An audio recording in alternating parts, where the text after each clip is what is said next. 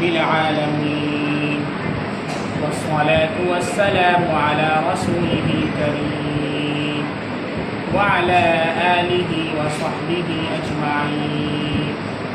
أما بعد فأعوذ بالله من الشيطان الرجيم. بسم الله الرحمن الرحيم. والذين يكنزون الذهب والفضة ولا ينفقونها في سبيل الله فبشرهم بعذاب أليم. صدق الله العظيم. برادران اسلام اور میرے عزیز دوستوں اور پیارے بچوں، اللہ رب العزت کا معزز مہمان جو ہم سب کے درمیان تشریف لایا، اس کا 1/3 حصہ گزر چکا ہے اور 2/3 باقی ہے۔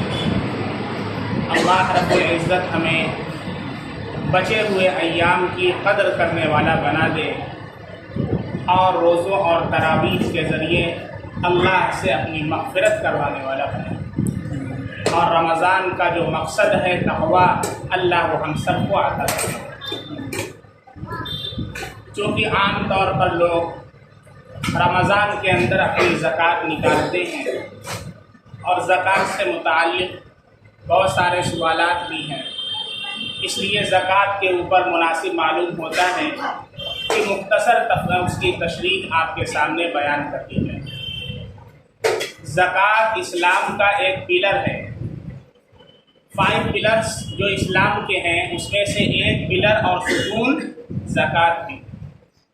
جیسے نماز ایک ستون ہے، جیسے روزہ ایک ستون ہے، اسی طریقے سے زکوٰۃ بھی ایک پلر اور ستون ہے۔ اگر کوئی نماز کا انکار کر دے تو اسلام سے نکل جاتا ہے، ایسے ہی اگر کوئی زکوٰۃ کا انکار کر دے تو اسلام سے نکل جاتا ہے۔ قرآن میں اللہ رب العزت نے جگہ جگہ اقیموا الصلاۃ وآتوا الزکاۃ فرمایا ہے، نماز قائم کرو اور زکوٰۃ ادا کرو۔ اب یہ زکوٰۃ، بہت سارے حضرات ایسے ہیں جو زکوٰۃ نہیں نکالتے۔ قرآن کریم میں اللہ رب العزت نے فرمایا، جیسا کہ خطبے میں ہم نے آیت کریمہ پڑھی ہے، اللہ رب العزت فرماتے ہیں والذین یکنزون الذھب والفضة ولا ينفقونها فی سبیل اللہ فبشرهم بعذاب علیم۔ جو لوگ سونے اور چاندی کو جمع کر کے رکھتے ہیں، ولا ينفقونها فی سبیل اللہ، اور اسے اللہ کے راستے میں خرچ نہیں کرتے ہیں، فبشرهم بعذاب علیم، تو انہیں دردناک عذاب کی خوشخبری سناتے ہیں۔ پھر آگے اللہ تعالیٰ فرماتے ہیں یوم یحمى علیہا فی نار جہنم، قیامت کے دن جس دن اسے آگ میں تپایا جائے گا، سونے اور چاندی کو آگ میں تپایا جائے گا۔ اس کے بعد فتقوی بہا جباہہم وجنوبہم وظہورہم، پھر اسی تپے ہوئے سونے اور چاندی سے پیشانی کو داغا جائے گا، پیٹھ کو داغا جائے گا، پہلو کو داغا جائے گا، اور پھر یہ کہا جائے گا ھذا ما کنزتم لانفسکم، لو یہ ہے تمہارا خزانہ جو اپنے لیے جمع کر رکھا تھا، فذوقوا، لہذا اس کا مزہ چکھو۔ اسی طریقے سے ایک دوسرے مقام پر ارشاد ہے وَيْلٌ لِكُلِّ ہُمَزَةٍ لُمَزَةٍ، ہلاکت ہے اس شخص کے لیے جو عیب لگانے والا اور تانا دینے والا ہے۔ اکثر لوگوں کی عادت ہوتی ہے لوگوں میں عیب نکالتے ہیں، فلانا ایسا ہے، ٹھکانا ایسا ہے، ان کے اندر یہ عیب ہے، فلاں کے اندر یہ عیب ہے۔ کہ اللہ کے بندے پہلے دیکھ تیرے اندر کیا ہے، اپنی اصلاح کی فکر کرو۔ لوگوں کے اندر 100 عیوب ہیں، ایک اچھائی ہے، تو اچھائی کو ایمان والا دیکھتا ہے اور اچھائی کو لے لیتا ہے، جس کی وجہ سے اللہ اسے حسنات کا مجموعہ بنا دیتا ہے۔ اور جو انسان لوگوں کی برائیوں کو دیکھتا ہے وہ برائیوں کا معجون مرکب بن جاتا ہے، وہ سب کی برائی کو اپنے اندر لے لیتا ہے۔ اس لیے اللہ کا نیک بندہ لوگوں کی اچھائیوں کو دیکھتا ہے اور اچھائی کو لے لیتا ہے۔ حدیث میں بھی میرے نبی کا ارشاد ہے خذ ما صفا ودع ما قدر، جو اچھی چیز ہو اسے لے لو، جو خراب چیز ہو اسے چھوڑو۔ اس इसलिए फरमाया वैलुल लिकुल्लि हुमज़तिन लुमज़ा, हलाकत है, बर्बादी है, दर्दनाक अजाब है हर उस शख्स के लिए जो ऐब लगाने वाला और ताना मारने वाला है। अल्लज़ी जमअ मालन व अद्ददा, माल को जमा करके रखता है और उसे गिनता है, 500, 1000, 2000, 3000 रोजाना जमा करता है, शाम गल्ले में से निकाल कर। यहसबु अन्ना मालहु अखलदा, वो क्या समझता है कि उसका माल उसे हमेशा बाकी रखेगा, जैसे फिरऔन समझता था, शद्दाद समझता था जन्नत सोने की बनवाई थी। शद्दाद ने जब जन्नत बनवाई ज़मीं पर, खुश था कि अब चलेगी खुदाई मेरे दर पर, खुद ही न देख पाया वो दुनिया से चल बसा, व तुइज़्ज़ु मन तशा व तुज़िल्लु मन तशा। कोई दुनिया में रहने वाला नहीं है, सब चले जाएंगे। अच्छे अच्छे कारून, फिरऔन, हामान आए और सब चले गए। माल को जमा करके रखता है और गिनता है और ये सोचता है कि उसका माल उसे हमेशा रखेगा, या उसकी सोच ये सिर्फ सोच ही तक महदूद रह जाएगी। यहसबु अन्ना मालहु अखलदा। आगे अल्लाह फरमाते हैं कल्ला लयुंबदन्न फिल हुतमा, हरगिज नहीं, कल उसे ऐसी आग में फेंक दिया जाएगा जो आग तोड़ करके रख देने वाली, जला करके खाकिस्तर कर देने वाली। लयुंबदन्न फिल हुतमा वमा अदराका मल हुतमा, तुझे क्या मालूम कि हुतमा क्या है? नारुल्लाहिल मुक़दा, अल्लाह की सुलगाई हुई आग। किसी इंसान की सुलगाई हुई नहीं है कि फायर ब्रिगेड से बुझ जाए, अल्लाह की सुलगाई हुई आग है। अल्लती तत्तलिउ अलल अफ़इदा, जो दिलों के अंदर घुस जाएगी, जिगर को पारा पारा कर दे। ऐसी आग है जिसके अंदर उन लोगों को तपाया जाएगा जो अपने माल को जमा करके रखते हैं और अल्लाह के रास्ते में नहीं निकालते, ज़कात नहीं निकालते। बहुत से लोग ज़कात निकालते हैं, अलल टप निकाल देते हैं, कुछ लोग तो निकालते ही नहीं, और कुछ निकालते हैं तो अलल टप निकाल देते हैं। दोनों तरीका गलत। जो नहीं निकालते और जो निकालते हैं लेकिन अलल टप निकालते हैं, हिसाब लगा करके नहीं निकालते, तो मान लीजिए 1 रुपया भी ज़कात का हमारे माल में पड़ा रह गया, वो सारे माल को हलाक और बर्बाद करने के लिए काफी। जितने लोग तिजारत करने वाले हैं, बिजनेसमैन हैं, माले तिजारत उनके पास है, दुकान में कितना माल है हिसाब लगाते हैं, एक एक सामान का हिसाब लगाते हैं, उस सामान की ज़कात निकालना आपके ऊपर वाजिब है। यूं ही आपने बैठा और फर्ज कर लिया अमा ये 2 लाख का निकाल दो, ऐसे नहीं होता है। काउंट कीजिए उसे कितने का है, एक दिन उसके लिए फारिग कीजिए। बाकायदा ज़कात निकालने का सही तरीका यह है कि एक दिन मुकर्रर कर लीजिए। फॉर एग्जाम्पल 20 रमज़ान को निकालूंगा, 15 रमज़ान को निकालूंगा, 11 रमज़ान को निकालूंगा, तो 11 रमज़ान को सब काम ठप करके ज़कात का हिसाब कीजिए, काउंट कीजिए हमारे दुकान में कितना सामान है, और जो माले तिजारत है उसकी कीमत फरोख्त पर ज़कात है, जितने में खरीदा है उस पर नहीं। सामान आपने लिया है 10 का, बेच रहे हैं 50 में, तो जो रेट मार्केट में चल रहा है, जिस रेट में आप बेच रहे हैं उस रेट पर ज़कात निकालें। बात समझ में आ रही है? इसलिए कहते हो उलमा से मसला पूछो, खुद मुफ्ती न बनो, गूगल के पास न जाओ।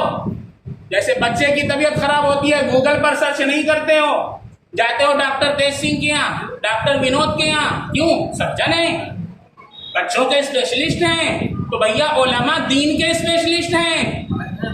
दीन के मामले के अंदर जब मसला हो तो उलमा से पूछो, अलग तक काम ना करो, वरना ज़कात सही से नहीं अदा होगी।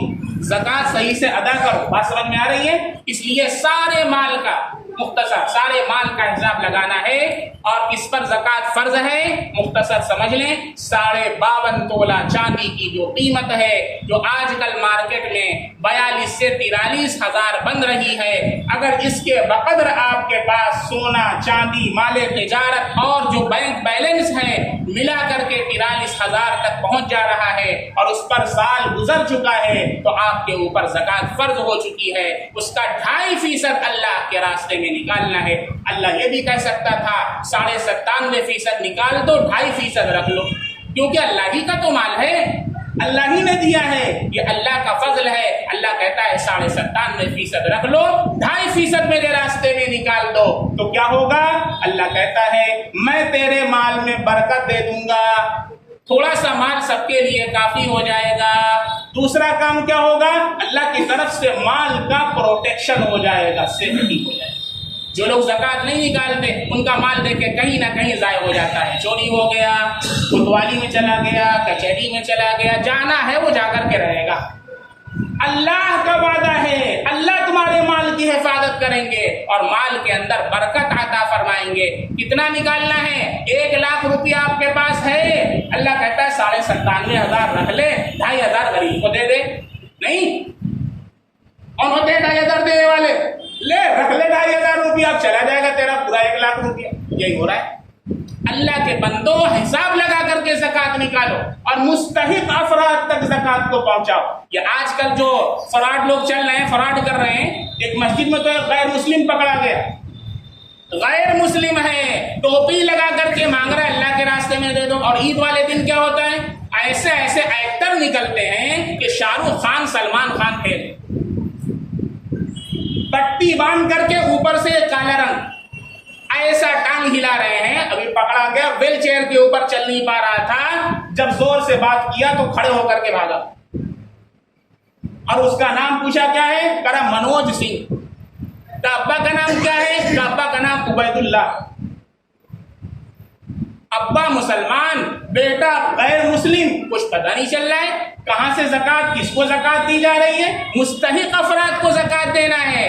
قرآن میں اللہ فرماتا ہے لا یعرفون، ایسے لوگ ہیں لا یسألون الناس الحافا، وہ لوگوں سے لپٹ کر سوال نہیں کرتے ہیں، وہ کسی سے مانگتے نہیں ہیں، وہ صرف اللہ کے سامنے اپنی حاجت کو رکھتے ہیں۔ ان تک پہنچو اور مستحق تک ان کی زکوٰۃ پہنچاؤ، یہ ہماری ذمہ داری۔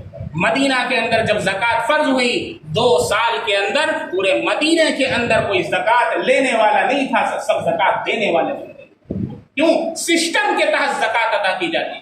ہر آدمی اٹھا کر کے، کوئی بھی مانگنے آ گیا اٹھا کر کے نہیں دیتا تھا۔ یہ جتنے مانگنے والے ہیں سب کے سب صاحب نصاب، سب ان کے اوپر زکوٰۃ فرض ہے۔ کہ جو عورتیں آپ کے گھروں میں مانگنے آتی ہیں سب کے پاس زیورات ہیں، ان کے اوپر زکوٰۃ فرض۔ آپ ان کو اپنی زکوٰۃ ادا کرتے ہیں، زکوٰۃ ادا نہیں ہوتی۔ اس لیے میرے بھائی زکوٰۃ سسٹم کے تحت ادا کریں، مستحق افراد کو پہنچانے اور تحقیق کرنے کے بعد ہی اپنے زکوٰۃ کا پیسہ دیں، بغیر تحقیق کے ادا نہ کریں۔ خاص طور سے عورتیں زکوٰۃ کے معاملے میں بہت کوتاہی کرتی ہیں، زیورات ان کے پاس ہوتے ہیں، زکوٰۃ نہیں ادا کرتی ہیں۔ یہ آپ کی ذمہ داری ہے، آپ اپنی عورتوں کو بھی بیان سنائیں، چینل پر جائیں، مفتی عبدالرحمان اسپیچز، وہاں بہت سے بیانات پڑے ہوئے ہیں، بتائیں کہ زکوٰۃ نہ دینے کی کیا وعید ہے۔ جمعرات کو گھر پر اجتماع ہوتا ہے، جونپور کے باہر سے عورتیں آتی ہیں، پورے گھر کے اندر الحمدللہ پیر رکھنے کی جگہ نہیں ہوتی ہے، عورتوں کو بھیجے وہاں بتلائیں، ان کو سمجھ میں آئے کہ دین کیا ہے، اسلام کیا ہے، نماز کسے کہتے ہیں، زکوٰۃ کسے کہتے ہیں، تفصیل کے ساتھ بیان ہوتا ہے۔ اللہ رب العزت ہم سب لوگوں کو زکوٰۃ کی اہمیت پر غور کرنے اور زکوٰۃ کو صحیح طریقے پر نکالنے والا بنا دے، اور اللہ رمضان کے جو بچے ہوئے ایام ہیں ان کی قدردانی کی توفیق مرحمت فرما دے۔ السلام علیکم۔ جماعت ثانیہ کے بارے میں مفتی صاحب بتا دیجیے۔ ایسی مسجد جس کا امام اور مؤذن مقرر ہو، نماز کے اوقات مقرر ہوں، وہاں پر ایک جماعت ہونے کے بعد دوسری جماعت مسجد کی حد میں کرنا مکروہ تحریمی، حرام کے قریب، حرام کے قریب۔ نبی کریم صلی اللہ علیہ وسلم کسی معاملے کے لیے تشریف لے گئے تھے کسی محلے میں، جب آپ صلی اللہ علیہ وسلم واپس آئے تو دیکھے کہ مسجد نبوی کے اندر نماز ہو چکی ہے۔